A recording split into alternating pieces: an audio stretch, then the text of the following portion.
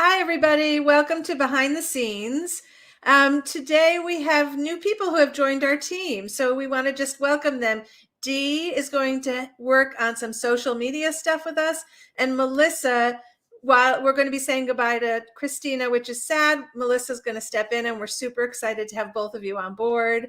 And today we are going to be talking about, you got a like on that, both of you. Excellent. So today we're going to be talking about volunteerism. And the topic came up because we were talking about how we're 2 weeks out from Martin Luther King Day. And that's such an opportunity for families to find so many things going on in communities that, it makes it so easy to do good. Like you show up at things and you already are doing good. So we wanted to bring it up as a possibility. So you're paying attention now to what things are going on in your community. And online, because so many places are doing everything online again. In my family, and for those of you who are worried about your children, I'm just going to tell you that I spent a lifetime volunteering and being on boards and tutoring kids at schools where they could use people to come in and read with kids. I've been a mentor in college programs. I've done all these things. My kids, 5 of them, witnessed a lifetime of me doing this and coming home and me being busy, even when I wasn't working professionally, and no one would do a thing. There was nothing I could get them to join me in. And other families were coming en masse to things. And I just always felt so badly. Like, I cannot believe that not one of them will join me when I say, I am going to do X. And they say, no, thank you. They are wonderful adults. They all found things that they want to get involved in. They do amazing things that they don't even talk about. I found out that 2 of them are in a program where you get paired with someone in prison, incarcerated, and you are a pen pal to them. So they found their own way. They did not want to, they were very good at individuating. They did not want to do anything that their mother did and validate that she was worthwhile in any way. But when they went out on their own, what they saw in the house, they took with them. So if you are worried about your children right now, just keep modeling good behavior, and hopefully they will grow up and do that when they get to make the decision on their own. And I am now going to pass it to Eka.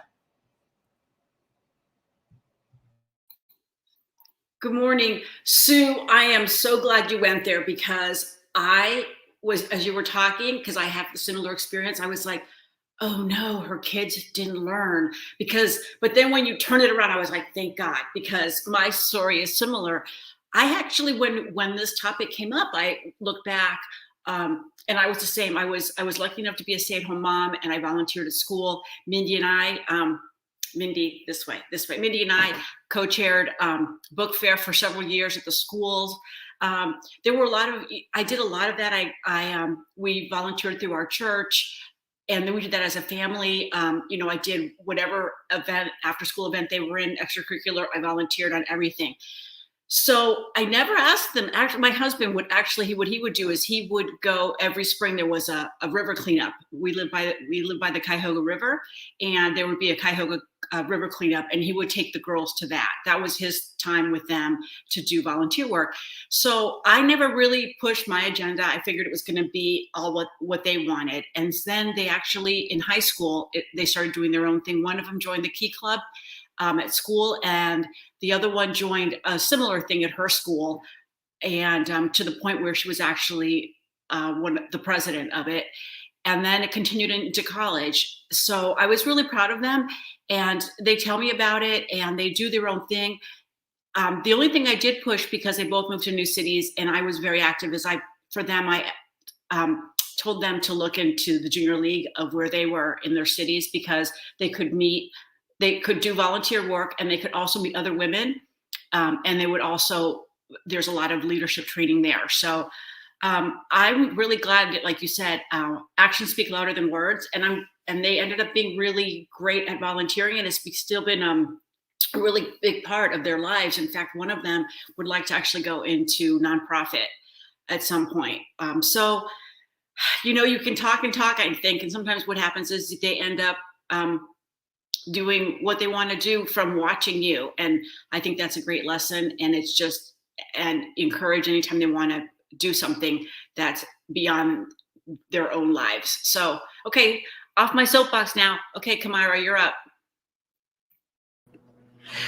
Good morning. I love this topic because community service is my jam. I am the parent who volunteers to organize the community service activities and rally the families and stuff.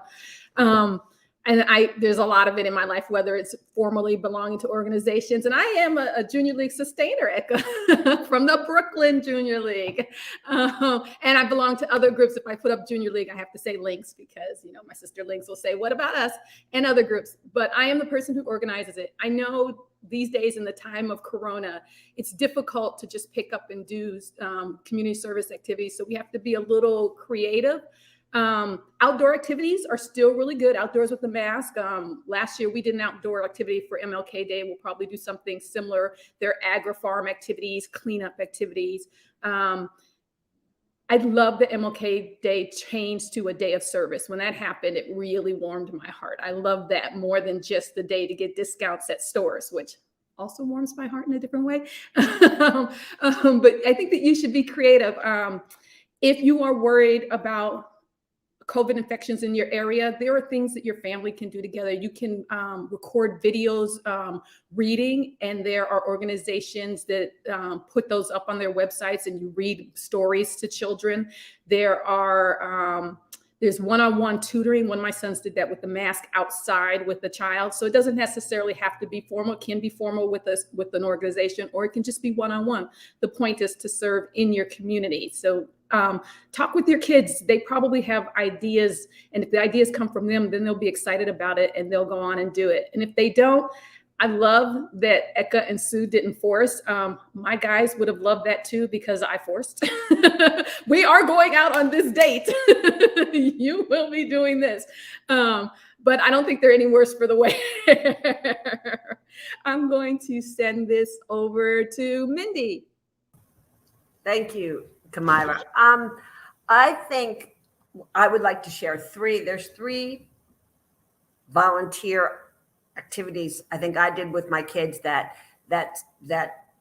just speak volumes for one, the importance of doing it, and two, what we found important was if it's fun, if it's kind of a fun activity or a group activity. So three things. One, I used to do Meals on Wheels in the town I lived in, and I don't know if anyone has done that, but you bring meals to generally senior citizens. And my boys, I would bring them on days off, and with all due respect to the wonderful meals, they didn't always smell the best in the car. And my boys would get in, and I have three boys, and and going to people's houses, and yeah.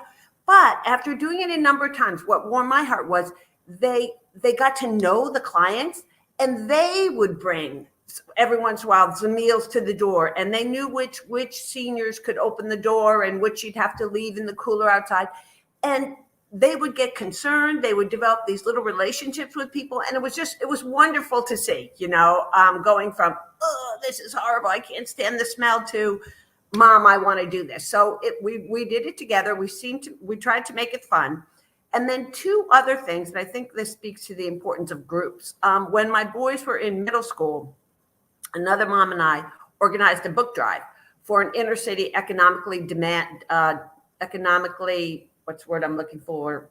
disadvantaged school, middle school.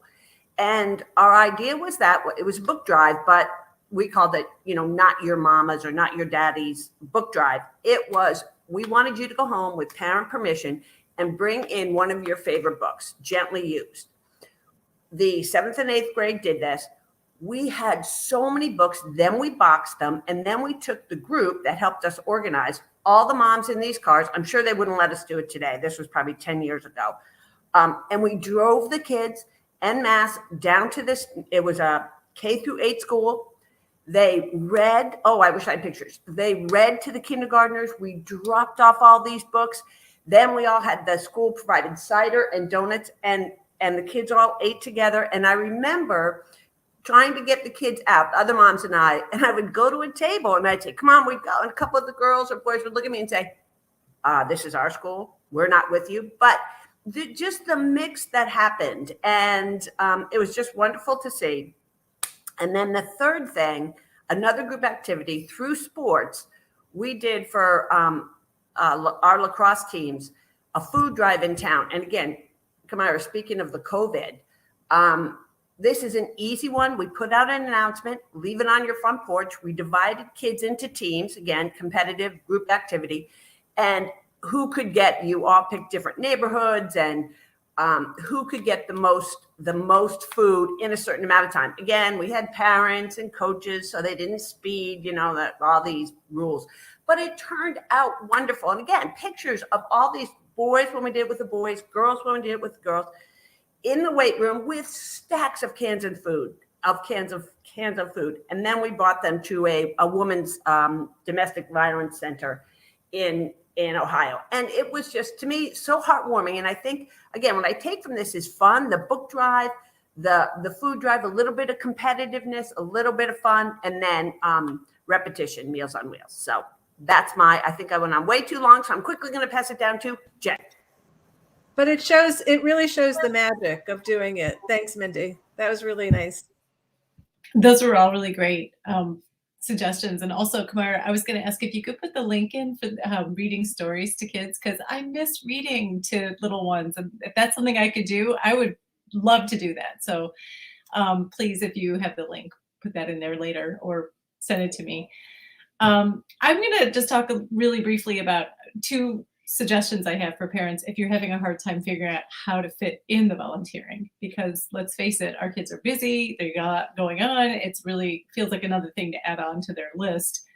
But my first suggestion is summertime, especially when they're that age where they're not quite old enough to have a job, but they feel like they're too old for camp. This is your golden opportunity, for a cost-neutral opportunity, I will say, to get them involved in something that can help them develop leadership, can give them a peer group, all those things that we want them to have. And if you can find a good volunteering opportunity that happens during the summer, it can be really magical, because it gives them a job, something to do. They don't have to have qualifications already. They're going to learn them. And they might really develop an interest in something they didn't even know that they had an interest in. I have one kid who ended up being really good at working with senior citizens. That's not an opportunity she would have had except for this, this volunteer gig that she had where she was going to nursing homes. This was pre-COVID, I will say, and like playing bingo with them. And it was fun. And the seniors loved it. And she would come home and she, like Mindy said, she would develop little relationships. And she'd be like, well, Gladys and I were talking about such and such today. And they became like her little friends. And I was so thrilled that it was kind of a win-win. And I had, another kid who worked at a camp for younger kids with disabilities. And they were emotional disabilities. And that was really a wonderful thing. She learned patience, she learned kindness.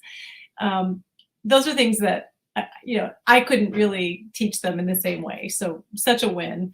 And the other great opportunity is I want to just give a little shout out to Scouts. I have two daughters. They both did Girl Scouts.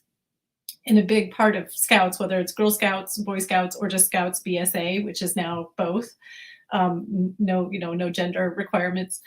They do a ton of volunteering, and it's great because it's sort of outsourced. If you're busy, they're still going to get the volunteering in that way. And it has led to both of my girls doing things in their adult life that they wouldn't have known they had an interest in except for sampling it that way. So those are my two tips. And I'm going to pass it over to Dee. Unmute yourself, Dee. Hello, everyone. So I like what volunteerism does for my kids. I have two sons. They're 12 and their ages 12 and 14. And I like the confidence that I see in them. I like the civility and kindness that I see in them when they are participating in community service activities. And they seem better for it, and they even seem a little more confident. Now, our family particularly likes the MLK Day of Service, because that's our opportunity for the whole family to come together and participate in a community service. This was pre-COVID. We were able to go out into the community as a family and with our Jack and Jill chapter.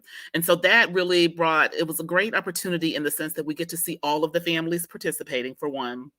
And then we divide our kids up into groups, and they take ownership of their own community service activity. So in the past, we've done things like adopt the Nicholas House in Atlanta, and that's a shelter for families. We have, Kamara's giving me the thumbs up, and we adopted a we adopted a preschool in DeKalb County, a preschool that serves a lot of single family moms and dads. And so we went in, we put up artwork, we brought in books. I think Mindy talked about bringing in books. We did like a book drive.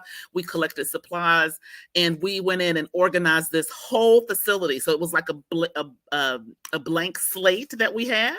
And so we went in and organized that to get the center up and ready to welcome their new families in. So I love what community service does for the family in terms of bringing us together, especially around days like MLK Day of Service.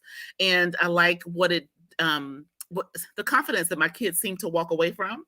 And then because my ninth grader is preparing for high school, you got to be forward thinking here. So, they need those community service hours. So, Mindy, I'm taking pictures and documenting, and it's really cute also when it shows up on my Facebook feed. And I'm like, oh my gosh, that seemed like yesterday, but it was 4 years ago, and they were so cute and so little. So anyway, it's just a win-win in terms of emotions and really watching your kids just literally grow up and become better human beings before your very eyes. I am done, and I'm going to pass it to Melissa. Hi, everyone. I love this conversation. I grew up in a family where both of my parents volunteered a lot in diverse ways. My mom worked a suicide hotline for a long time. She was a scout leader. She volunteered in schools. My father worked 4 jobs, but one of them was a teacher, another one was a coach. And his volunteer activity was more of a mentorship type of deal with various students who just needed a little extra TLC. Um, and then as he got older, he worked in the senior center.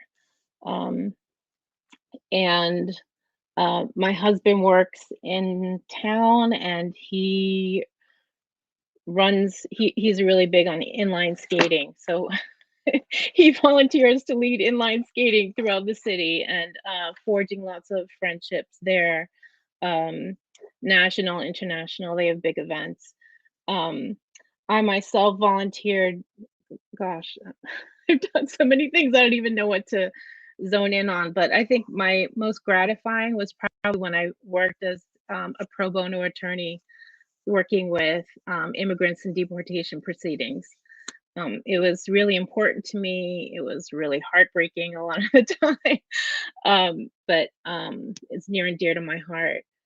My kids, it's interesting to see the breakup in them because my older one does a lot of public volunteering. She has organized Walks for Hunger, and she does voter registration drives.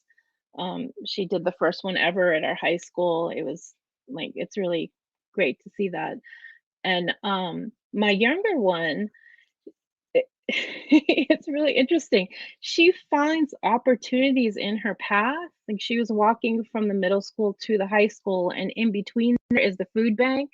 And she's just said, I want to volunteer at the food bank. And that's what she did. So I think she sees what's in her path and the need that's there along the way, and she steps in to fill it. So I think both of them have grown a lot with their leadership skills.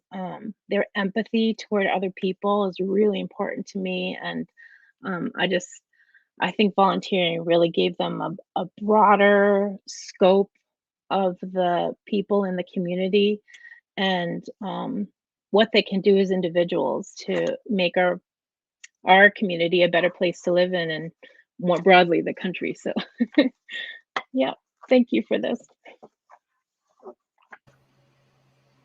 Okay, Jess. Oh, and after Jess, Kamira, make sure you promote your interview tomorrow. Yeah, so I think my dad was the one that, you know, usually would do the volunteer stuff and bring me along, just because, you know, I'm down to do whatever. I think out of the three kids, I'm the most likely to just be like, yeah, sure, we'll go do whatever it is that you're suggesting we do. And I don't know, I mean, he's always kind of been like that, and I've always, you know, really respected and admired, and I'm proud of him for doing that. I remember, like, at the very beginning of COVID, like I'd call home to check in on my family, and my mom's like, yeah, your dad's out delivering groceries to seniors, and I'm like, yeah, that sounds like him. And I don't know, every time I've done it with him, it's always been a very gratifying experience. Like, I remember one year we were in, I want to say, either New York or Chicago, one of the cities we've gone to for Thanksgiving, and went to a place doing Thanksgiving meals, like a homeless shelter, I think. And I also remember back when I was a teenager, for a couple of months, we did this thing where we'd just make a big pot of soup and just deliver it to somebody in need. One time I remember there was a woman who was, you know, dealing with cancer, and, you know, not feeling well, had a hard time cooking for herself, lived alone. So we, you know, delivered enough soup to last the week. And yeah, no, it's one of those. I wish I did it more. I don't leave my house a lot to be finding these opportunities that. But, you know, whenever my dad is doing stuff like that, I live close enough that I can be like, yeah, here, I'll come with you. I'll help you deliver the groceries. I'll help you do what you need. And it's, I don't know, if you can convince your kids to do it, which, you know, he wasn't able to get 100% of his kids to hang out with him random evenings throughout the week, throughout the month, year, whatever. If you can, that's usually a very gratifying experience. And I guess I'll pass it to Sue or Kamira first to talk about tomorrow, or whoever needs to go first. I'll go and tell you about tomorrow. Thanks, Jessica. Those, you're an example of what a lot of us tell our kids is just help someone. It doesn't have to be formal, just help someone. That's what we're here for, right? Tomorrow, we have a special time. Tomorrow is 12:30 p.m. Eastern time, because our guest is on the West Coast, all the way from California. So we're going to give her a break, and we're going to be at 12:30 Eastern time. We'll be talking to Leslie Hillenbrand. She is the founder of Latinx Parenting. It's a great organization. You should look it up, but we'll also have the link to it in the comment section. We're going to be talking about reparenting your inner teen. We're going to talk about finding those things that didn't go the way they should have gone, and reparenting ourselves so that we are, I'm hesitant because I have an echo, so that we don't make the same mistakes with our teens, because there are cycles, there are familial cycles. So if we reparent ourselves, then we will be better parents for our teens. So it's about the parents this time. And remember, 12:30 Eastern time. See you then. Jessica, maybe you can add that into the comments so people who are just scanning can hear that one. Kamira, I love that topic, because I feel like we're always living in fear of either not doing what we liked about our childhood or having the bad things repeat. And it's a lot of self-reflection. Like, it requires a lot of work on ourselves first. So I love that you're doing that topic. I also just want to say about volunteering that it's one of these things. I'm always amazed when I hear about little things that people do, things that get no fanfare. Like, they're cooking for their next door neighbor who's elderly and has nobody in town. I mean, these things happen over and over and over again in our world. And collectively, it makes it a better place. So sometimes someone's in the front and they're getting a lot of accolades for what they're doing. And behind them are these people who are creating an engine of like power together.